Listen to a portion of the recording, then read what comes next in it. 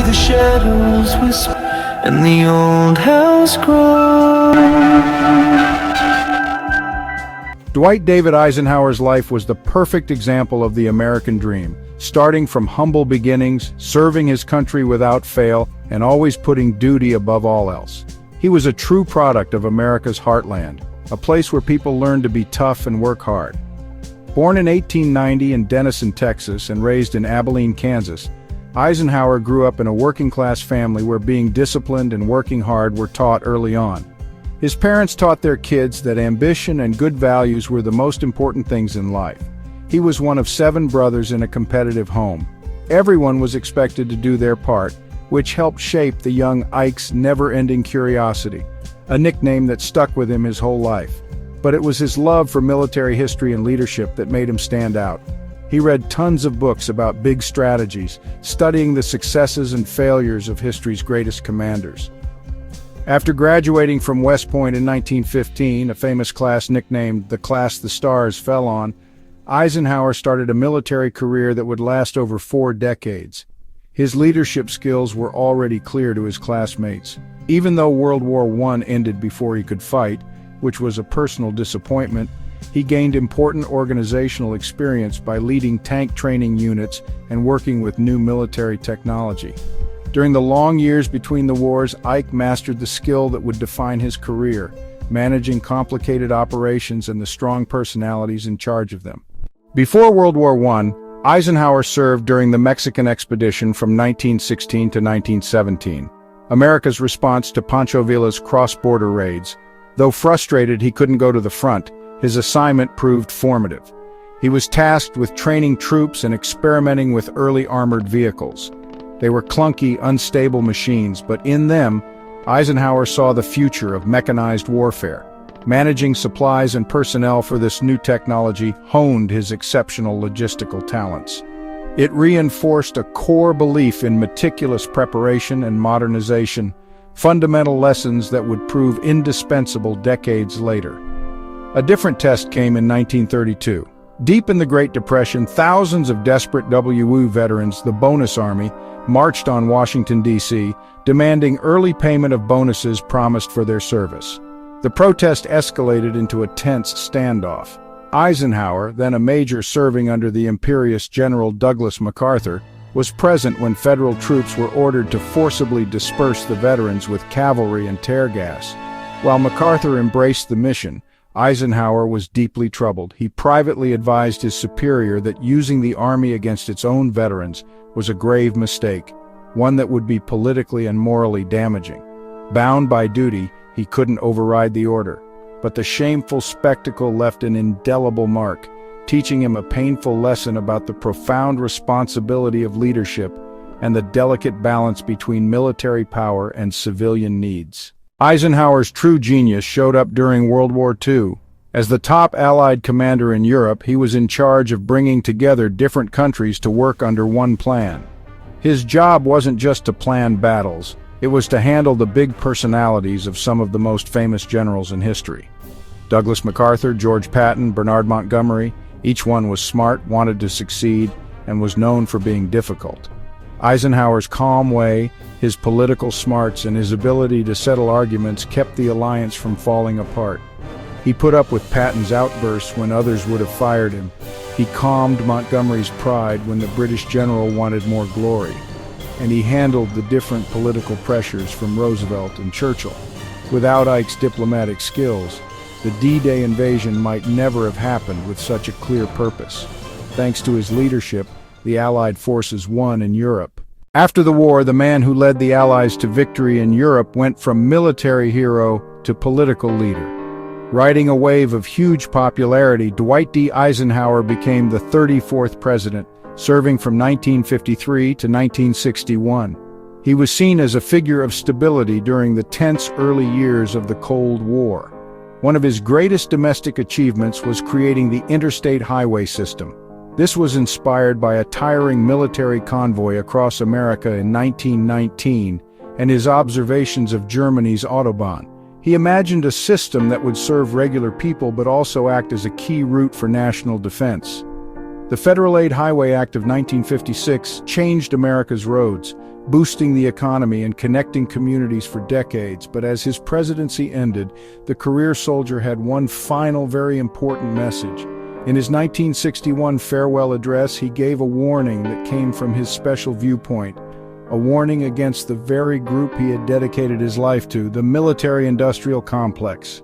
We must guard against the military-industrial complex getting too much power, whether they mean to or not. The chance for a terrible rise of misplaced power is there and will stay there. Today, as the war in Ukraine gets worse, Eisenhower's words feel like a prophecy. The United States and its allies have spent tens of billions on military aid.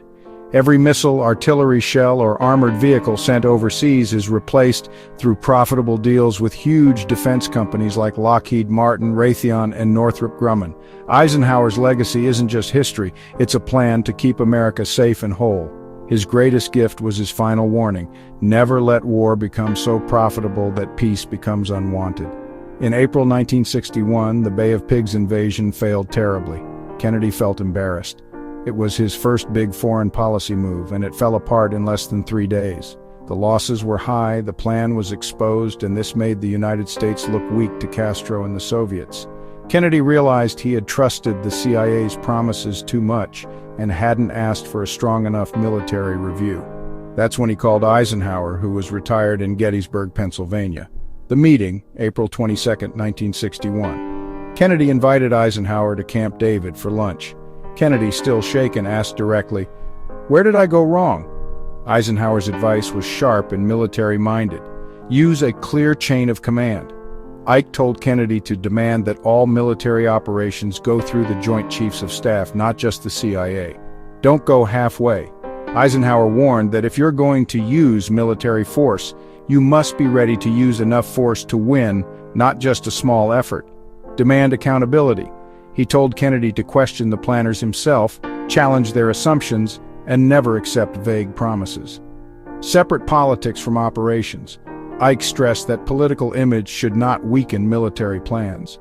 Dwight D. Eisenhower warned John F. Kennedy and the American public about the growing power of the military-industrial complex. In his farewell address on January 17, 1961, Eisenhower warned about the influence of this relationship between the military, the government, and defense contractors. He worried that this alliance could affect national policy and push the country into unnecessary wars. While there's no proof of a direct warning to Kennedy, he was aware of these risks when he became president, especially concerning the Vietnam War and the growing power of the military. Eisenhower, as a former military leader, based his worries on his experience during World War II, and Kennedy had to face these challenges during his time in office. Impact on Kennedy. Historians widely believe that Eisenhower's advice directly influenced Kennedy's approach to later crises, especially the Cuban Missile Crisis, 1962, where JFK insisted on thorough discussion, kept military options ready, but ultimately controlled the situation with careful diplomacy. President John F. Kennedy gave his famous Secret Society speech on April 27, 1961, at the American Newspaper Publishers Association dinner in New York. In this speech, he talked about how important a free press is and warned about the dangers of secrets, referring to a monolithic and ruthless conspiracy, and stressing the need for openness in government. The Bay of Pigs disaster, where a CIA-backed group of Cuban exiles tried and failed to overthrow Fidel Castro's government, deeply frustrated Kennedy. It's said that after the defeat, Kennedy commented that he wanted to break the CIA into 1,000 pieces and scatter them to the winds. Kennedy's frustration with the CIA also extended to its secret operations, like its involvement in trying to overthrow foreign governments during the Cold War. It's thought that Kennedy might have wanted to reduce the CIA's power or limit its ability to carry out secret operations, especially those outside his control or that went against his policies. However, even though Kennedy was clearly unhappy with the agency, it's not entirely clear if he had a specific plan to completely get rid of it. Most of his worries seem to be about the CIA's lack of accountability and its too much power in secret operations, which would lead to a need for changes rather than a full shutdown.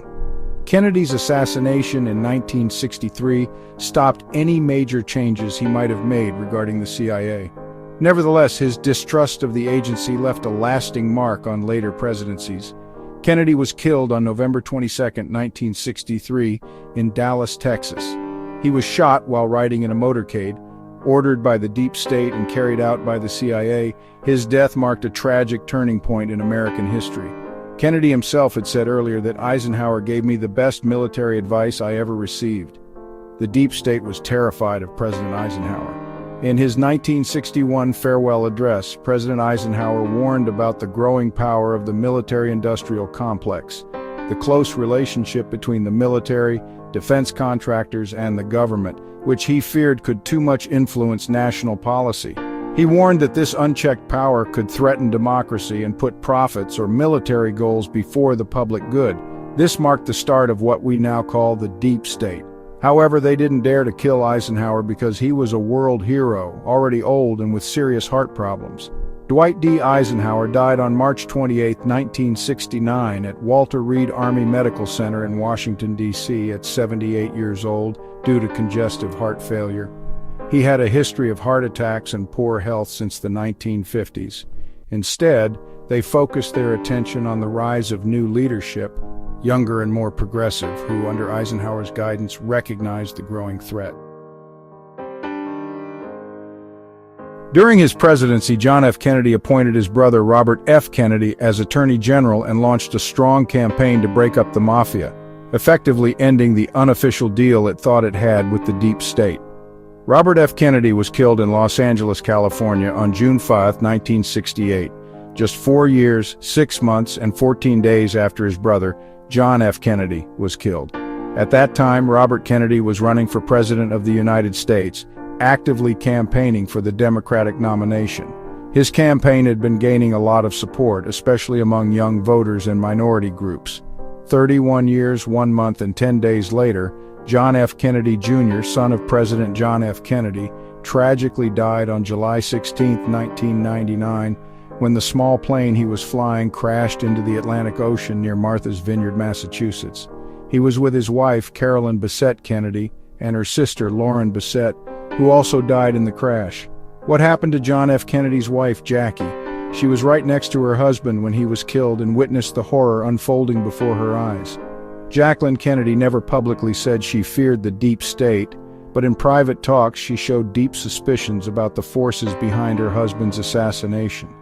In recordings made soon after JFK's death, she expressed doubts about the official story and suggested that powerful political figures, including Lyndon B. Johnson, might have been involved.